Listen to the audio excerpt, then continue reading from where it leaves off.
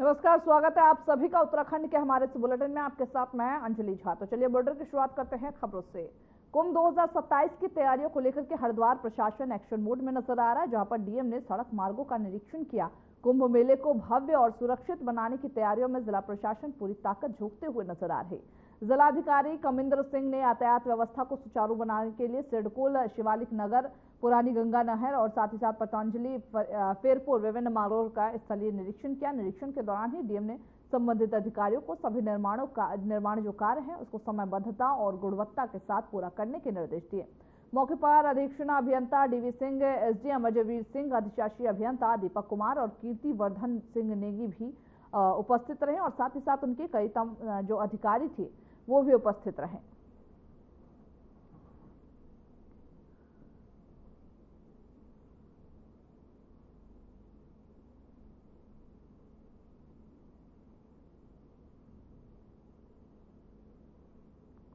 तो निर्माण कार्य को पूरा करने के लिए निर्देश दिए गए हैं। जहां अगला जो महाकुंभ है, जो कुंभ का आयोजन है वो 2027 में होने जा रहा है और उत्तराखंड के हरिद्वार में ही इसका आयोजन होगा, क्योंकि इस बार हमने तस्वीरें देखी और कहीं ना कहीं यूपी सरकार ने जिस तरीके की व्यवस्था की थी उसके बाद अब उत्तराखंड सरकार की व्यवस्थाओं को देखने की बारी है। हालांकि कुंभ में इससे पहले भी जो हरिद्वार में कुंभ की अगर बात करें तो इससे पहले भी हुए, लेकिन इस बार का कुंभ एक बार फिर से एक बड़ा कुंभ माना जा रहा है, एक महाकुंभ के तौर पर देखा जाएगा।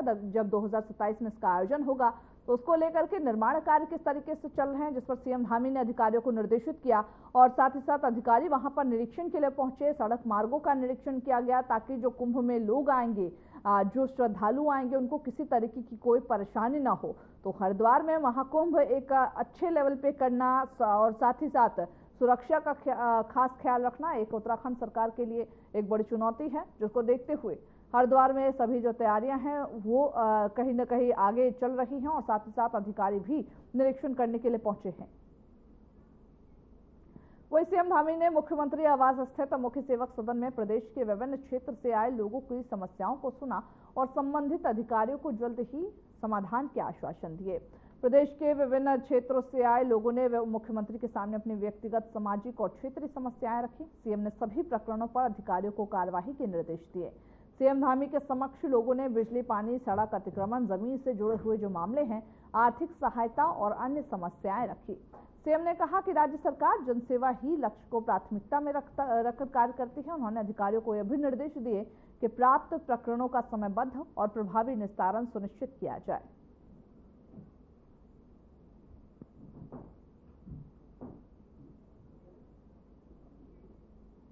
उत्तराखंड शिक्षा विभाग की ओर से देहरादून के सुधोवाला में मौजूद राजकीय महिला पॉलिटेक्निक कॉलेज में रोजगार मेले का आयोजन किया गया।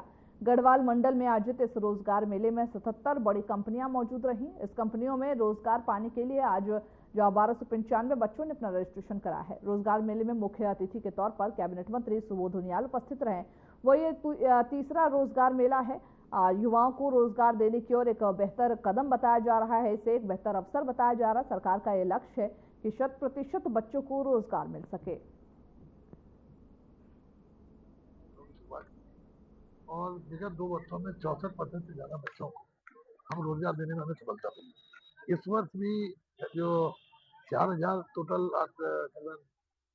432 बच्चे पूरे प्रदेश में हमारे फाइनल ईयर में, और उसमें अभी तक 1232 बच्चों को, जो 29% है, इतनों को रोजगार मिल चुका है। और आज जिस तरह यहाँ पर 50 से 60 के बीच यहाँ पर कंपनियां आई हैं और 1230 बच्चों ने आज अब इसमें पंजीयन कराया हुआ है, तो उम्मीद है कि आज हम लोग कुमाऊं मंडल को छोड़ते हुए अभी 50% से ऊपर पहुंच जाएंगे। और अगर कुमाऊं मंडल में जो हमारा रोजगार देना होगा तो कुल मिलाकर के विगत वर्षों के 64% जो हमारे रोजगार देने में सफलता मिली थी उसको हम पार कर लेंगे।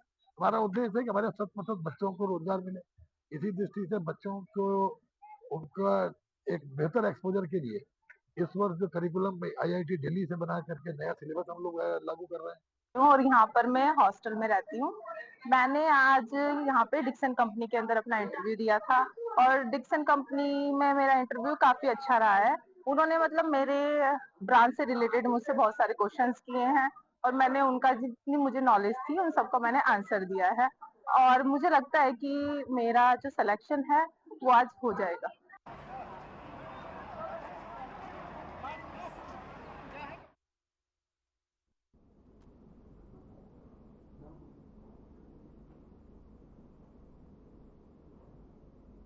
वो उत्तराखंड में 10वीं और 12वीं के रिजल्ट घोषित हो चुके हैं। 12वीं की कक्षा में जहां 83% से ज्यादा छात्र छात्राएं पास हुई है।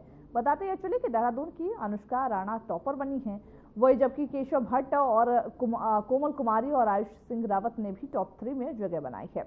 वही मेधावी छात्र छात्राओं को प्रोत्साहित करने के लिए उत्तराखंड सरकार ने कई स्कॉलरशिप योजनाएं भी निकाली हैं, जिसमें जो छात्र हैं उनको पुरस्कृत किया जाएगा। 50,000 रुपए अलग से दिए जाएंगे। बताते यह भी चले कि केंद्रीय शिक्षा मंत्रालय ने नेशनल इंस्टीट्यूशन रैंकिंग फ्रेमवर्क देश की टॉप विश्वविद्यालयों, कॉलेजों और शैक्षिक संस्थानों की लिस्ट जारी की है। इस लिस्ट में जो टॉप 50 में शामिल शैक्षिक संस्थान होंगे, अगर किसी भी छात्र छात्राओं को दाखिला मिलता है तो वह स्कॉलरशिप के लिए अप्लाई कर सकता है।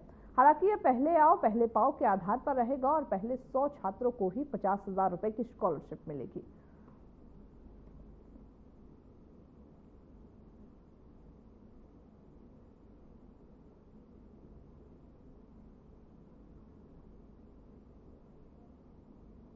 जहां 12वीं पास होने के बाद जो मेधावी छात्र हैं और छात्राएं हैं उनको सरकार पुरस्कृत करेगी। स्कॉलरशिप के तौर पर 50,000 की राशि देगी। हालांकि ये जो राशि है वो पहले आओ पहले पाओ के तौर पर रहेगी। उत्तराखंड विधानसभा अध्यक्ष ऋतु खंडूड़ी भूषण ने कोटद्वार के एक स्कूल के प्रांगण में महंत इंद्रेश अस्पताल द्वारा कैंसर जागरूकता शिविर और निःशुल्क स्वास्थ्य परीक्षण शिविर में बतौर मुख्य अतिथि दीप प्रज्वलित कर कार्यक्रम का शुभारंभ किया। इस मौके पर उन्होंने यह कहा कि इस तरह के जागरूकता के कार्यक्रम हमेशा समाज के लिए हितकारी होते हैं। साथ ही यह भी बताया कि इंद्रेश हॉस्पिटल की टीम द्वारा यह कार्यक्रम रखा गया है, जो कि सराहनीय है। 80%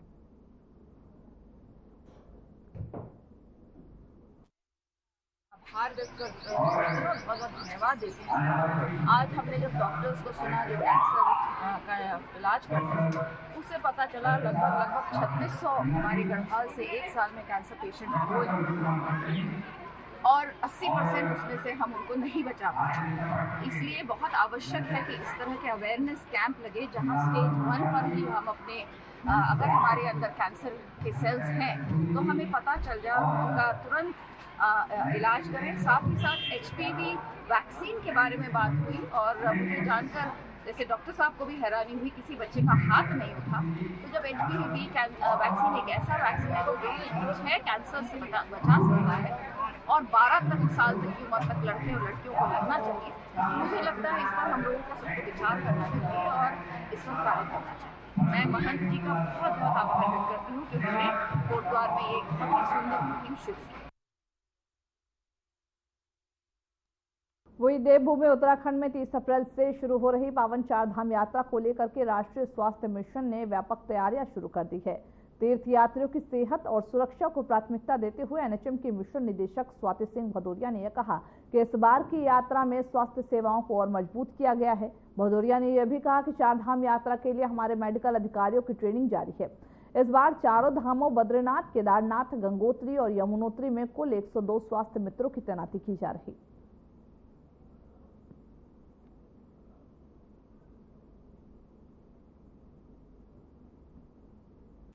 इसमें जो हमारे मेडिकल ऑफिसर्स हैं उन सबकी ट्रेनिंग भी चल रही है अभी, और जो रेगुलर मेडिकल स्टाफ है हमारा, उसके अतिरिक्त स्वास्थ्य मित्र भी लगाए जाते हैं जो 102 की संख्या में इस बार NHM द्वारा लगाए जा रहे हैं। और हमारी जो मेडिकल रिलीफ पोस्ट हैं वो भी चारधाम रूट पे लगाई जाती हैं। तो 25 हमारी इस बार MRPs भी लग रही हैं, जिसमें स्वास्थ्य मित्रों को और हमारे फार्मासिस्ट और मेडिकल ऑफिसर्स को पोस्ट किया जाएगा, जो कि हमारे आने वाले सभी श्रद्धालुओं की जाँच और स्क्रीनिंग का कार्य करेंगे।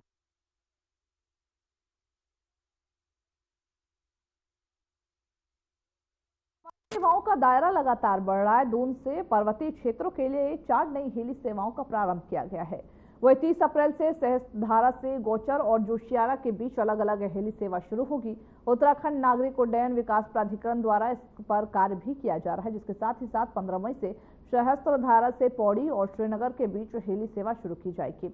इनका संचालन चुंबी एविएशन को सौंपा गया है।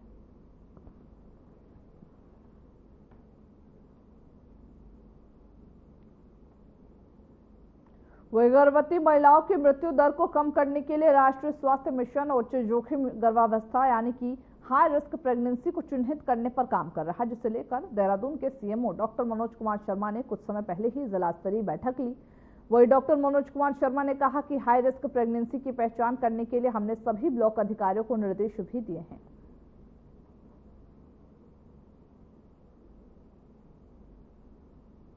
देखिए, मैटरनल मोर्टेलिटी को अगर हम कम करना है तो हाई रिस्क प्रेगनेंसी उनको आइडेंटिफाई करना एक बहुत बड़ा अहम उसमें पड़ाव है। तो कैसे हम समय से हाई रिस्क जो प्रेगनेंसी है उसको आइडेंटिफाई करें, उसके लिए हमने कहा कि अब जो एएनएम सेंटर है उस पर बीपी इंस्ट्रूमेंट होना चाहिए, सभी जगह वेइंग मशीन होनी चाहिए, उनका ग्लूकोमीटर होना चाहिए, चेक हीमोग्लोबिन भी सबको प्रोवाइड किए गए हैं। साथ में यूरिन की जाँच करने का जो एल्बुमिन जाँच करते हैं वो सब चीज़ें वहाँ पे होनी चाहिए। और जो 10 जो पॉइंट हैं जिसमें हम हाई रिस्क प्रेगनेंसी को डिफाइन करते हैं, 10 जो बिंदु हैं वो भी सबके यहाँ पे डिस्प्ले होने चाहिए।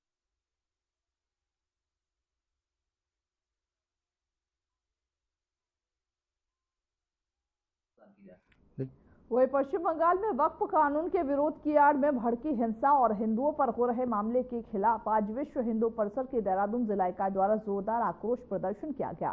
प्रदर्शन स्थल जिलाधिकारी कार्यालय पर बड़ी संख्या में विहिप बजरंग दल, मातृशक्ति, दुर्गा वाहिनी और साथ ही साथ तमाम ऐसे लोग जो इस विरोध में उतरे हुए थे वो पहुंचे हुए थे। संत समाज के सैकड़ों कार्यकर्ता जिसमें मौजूद नजर आए।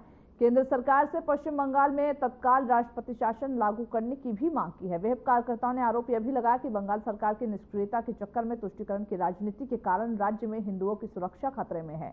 उन्होंने कहा, वक्फ कानून की आड़ में हिंदुओं पर सुनियोजित हमले किए जा रहे हैं और राज्य सरकार इन घटनाओं को रोकने में नाकामयाब हो रही है।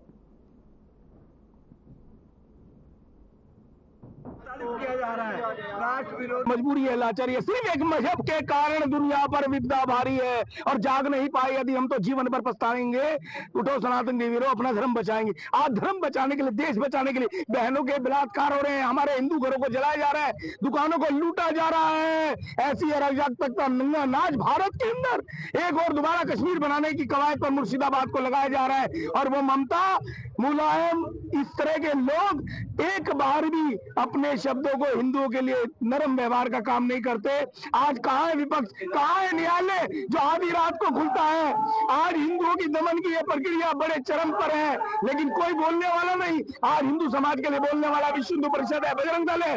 सड़कों पर उतरेंगे, आंदोलन करेंगे। संघर्ष की नौबत आई तो संघर्ष भी करेंगे, हथियारों के साथ भी संघर्ष करेंगे, लेकिन अपने हिंदू समाज को कभी ना पीड़ा की ओर जाने देंगे, ना ही पिछड़ने देंगे, बहनों के बलात्कार होने नहीं देंगे। विवेकानंद इंटर कॉलेज में एक बार फिर शिक्षा के क्षेत्र में शानदार प्रदर्शन किया गया। इस साल हाई स्कूल और इंटरमीडिएट बोर्ड परीक्षाओं में स्कूल के 19 छात्र छात्राओं ने मेरिट लिस्ट में स्थान प्राप्त किया, जिनमें हाई स्कूल के 13 और इंटरमीडिएट के 6 छात्र छात्राएं शामिल है। इस उपलब्धि पर स्कूल प्रबंधन, शिक्षक और जो विद्यार्थी थे उन्होंने मिठाई बांट करके खुशियां जताई। वह स्कूल में विद्यार्थियों की पढ़ाई पर विशेष ध्यान दिया जाता है। हर साल शानदार परिणाम भी देखने को मिलते हैं।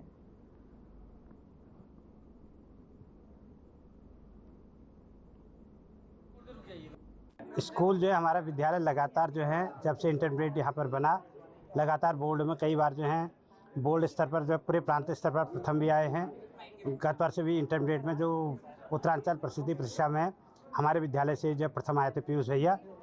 और हमारे प्रधानाचार्य जी का लगातार जो है बच्चों का निरीक्षण और हमारे समस्त स्टाफ का बच्चों के प्रति लगातार समर्पण और अभिभावक का हमारा सहयोग। और विद्यालय की सबसे बड़ी विशेषता ये है कि लगभग हम जुलाई माह से जो है बोर्ड में पढ़ने वाले बच्चों की जो अतिरिक्त कक्षाएं लगाते हैं हमारे प्रधानाचार्य जी।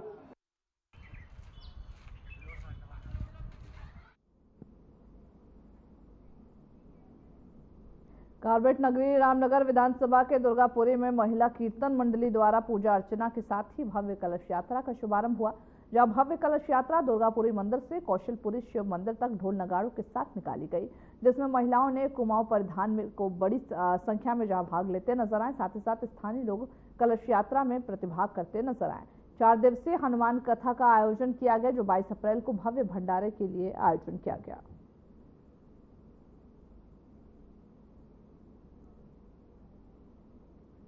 तो जहां ढोल नगाड़ों के साथ ये यात्रा निकाली गई है, 22 अप्रैल को भव्य भंडारे का आयोजन हुआ, जिसके बाद ये कलश यात्रा निकाली गई है। महिला कीर्तन मंडली ने कलश यात्रा निकाला है।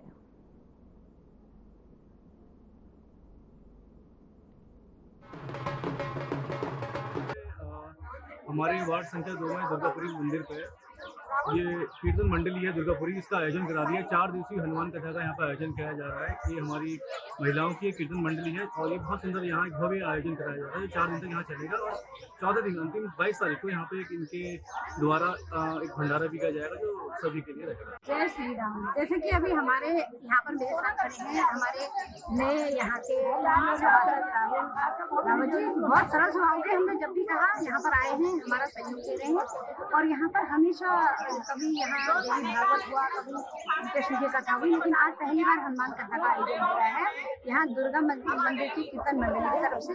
बहुत अच्छा आ रहा है। जैसे कि हम सोचते हैं कि हमारा सनातन धर्म आगे बढ़े और उसकी सबसे अच्छी पहल है कि यहाँ पर सभी महिलाएं अपनी पारंपरिक वेशभूषा में यहाँ पर आई हुई हैं। हमें बहुत अच्छा लग रहा है और हम यही चाहते हैं कि हमेशा जगह जगह इसी तरह के कार्यक्रम होते रहें।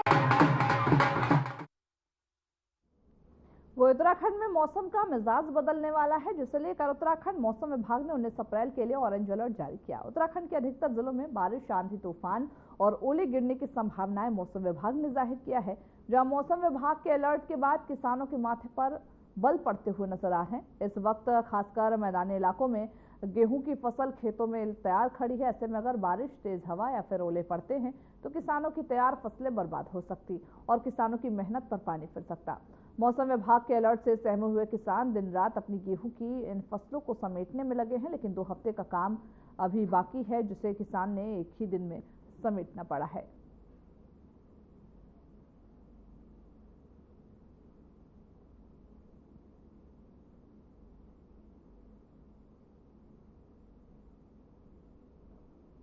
वहीं हरिद्वार पुलिस ने एक बार फिर स्पष्ट कर दिया कि असामाजिक तत्वों के लिए जिले में कोई जगह नहीं है। गुंडा एक्ट के तहत कार्रवाई करते हुए 2 कुख्यात अपराधियों को जिला बदर से निकाला गया है, जहां पर कोतवाली नगर पुलिस ने पुलिस अधीक्षक के निर्देशन में सौरभ सैनी और विष्णु उर्फ दुल्लू को चिन्हित कर उनके खिलाफ पुख्ता साक्ष्यों के साथ जिला मजिस्ट्रेट के समक्ष केस पेश किया, जिसके बाद अदालत के सामने भी उन्हें पेश किया गया। वही बताते ये भी चले कि पुलिस का यह जो सख्त रवैया है वो आम नागरिकों में सुरक्षा का भरोसा बढ़ाता है और अपराधियों में कानून का खौफ पैदा करता।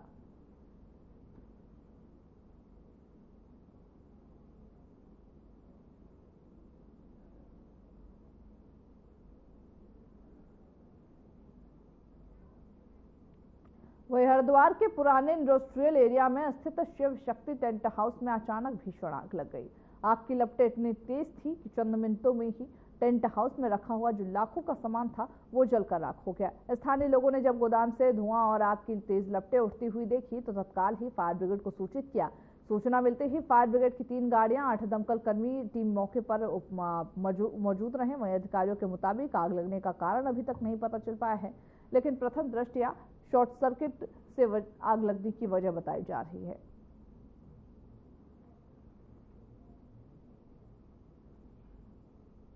बहादुराबाद क्षेत्र के बड़ेड़ी राजपुताना हाईवे पर खुद को बैंक का रिकवरी एजेंट बताकर वाहन चालकों से अभद्रता कर रहे 2 फर्जी युवकों को पुलिस ने गिरफ्तार कर लिया। ये युवक बिना किसी वैध दस्तावेज या फिर अधिकार की गाड़ियों को जबरन रोककर चालकों को परेशान कर रहे थे। पुलिस के मुताबिक जब शिकायत मिलने पर जो शातरराह चौकी पुलिस मौके पर पहुंची तो दोनों ही युवक शांति भंग करने की कोशिश करने में लगे थे। पुलिस अधिकारियों से भी झगड़े पड़े। फौरन कड़ी कार्रवाई करते हुए दोनों को हिरासत में ले लिया गया। जांच के दौरान उनके पास से कोई अधिकृत दस्तावेज नहीं बरामद हुआ है।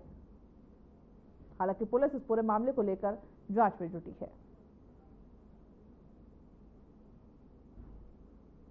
वो उत्तराखंड सरकार ने 4 धाम यात्रा की तैयारियां पूरी कर ली है। सरकार इसे सुगम और सुरक्षित बनाने के लिए लगातार काम कर रहे। मुख्यमंत्री पुष्कर सिंह धामी ने 4 धाम और केदारनाथ यात्रा को लेकर खुद मॉनिटरिंग की है, मैराथन बैठकें ली है ताकि श्रद्धालुओं को किसी भी तरह की कोई असुविधा न हो। हर उन जरूरी बातों का भी ध्यान रखा जा रहा है जो यात्रा को सुरक्षित और सुविधाजनक बनाने में मदद करेगी। देखिए इस रिपोर्ट को। 30 अप्रैल से उत्तराखंड में 4 धाम यात्रा शुरू हो रही है। यात्रा की तैयारियों को लेकर शासन और प्रशासन उन्हें पुख्ता कर रहा है। 4 धाम यात्रा को लेकर सीएम पुष्कर सिंह धामी कह रहे हैं कि यात्रा की सभी तैयारियां लगभग पूरी हो चुकी हैं, जिसे सरल और सुगम बनाने के लिए यात्रा से जुड़े स्टेक होल्डरों से उन्होंने संवाद किया है और श्रद्धालुओं की यात्रा सुखद और सुरक्षित हो इस संकल्प को लेकर काम किया है। 4 धाम यात्रा को लेकर सभी तैयारियां हमारी लगभग पूरी हो चुकी हैं और लगातार समीक्षाएं हो रही हैं। हमारा प्रयास है कि सभी जो यात्रा को संचालित करने वाले हमारे स्टेक होल्डर्स हैं, उन सभी से संवाद स्थापित करके और जहाँ भी यात्रा में किसी प्रकार की अगर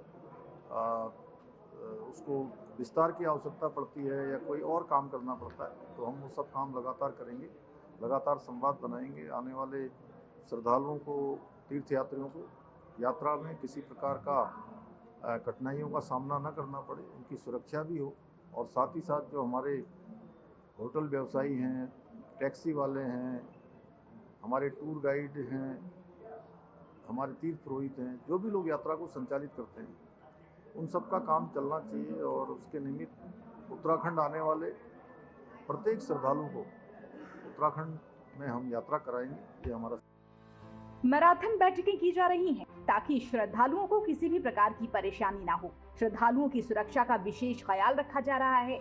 ऐसे में कैबिनेट मंत्री सतपाल महाराज का भी कहना है कि चारधाम यात्रा को लेकर सरकार अपनी पूरी तैयारी कर रही है। अधिकारियों से हेली टिकटों की कालाबाजारी के खिलाफ भी वो सख्त कार्रवाई करने के साथ ही यात्रा रूट पर मनमाने पार्किंग शुल्क न वसूले जाने पर जोर दे रहे हैं और अगर ऐसा कोई करता हुआ पाया जाता है, इसके लिए अधिकारी को सख्त कार्रवाई के भी निर्देश हैं। वहीं श्रद्धालुओं को ऑनलाइन ऑफलाइन पंजीकरण, मोबाइल ऐप से पंजीकरण के साथ साथ इस साल आधार नंबर से भी पंजीकरण की सुविधा दी गई है। इस साल भी हरिद्वार, ऋषिकेश और हरबर्टपुर में ऑफलाइन पंजीकरण की व्यवस्था है। देहरादून स्थित उत्तराखंड पर्यटन विकास परिषद के मुख्यालय में स्टेट लेवल कंट्रोल रूम भी तैयार किए गए हैं, जो कि 24 घंटे संचालित रहेंगे। हमने चारधाम यात्रा की तैयारियां कर ली हैं। श्री यमुनोत्री और श्री गंगोत्री धाम में कपाट खुलने के साथ 30 अप्रैल 2025 को चारधाम यात्रा हमारी शुभारंभ उसकी शुरुआत हो जाएगी। भगवान श्री केदारनाथ धाम के कपाट 2 मई को और श्री बद्रीनाथ धाम के कपाट 4 मई को और हेमकुंड साहब के कपाट 25 मई को 2025 को श्रद्धालुओं के दर्शनों के लिए खोले जाएंगे। सरकार ने चारधाम यात्रा 2025 की सभी तैयारियां पूरी कर ली हैं। यात्रा की व्यवस्था एवं तैयारियों के लिए स्थानीय प्रशासन के साथ साथ पर्यटन विभाग एवं अन्य विभाग की सक्रियता से जो है लोग कार्य में जुटे हुए हैं।